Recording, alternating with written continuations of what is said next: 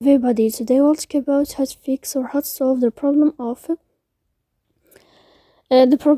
not uploading on Clash of Clans. To know how to fix or how to solve the problem of not uploading on Clash of Clans app, you should just go to settings.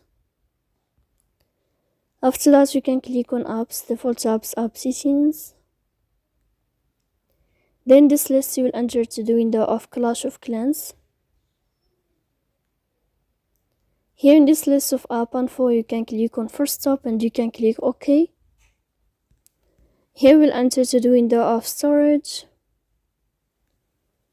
Then you can click clear cache.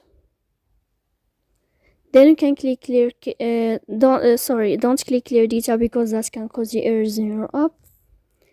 In the end, you can turn off your phone and you can wait a moment to turn on your phone again. So please don't forget to support us by liking.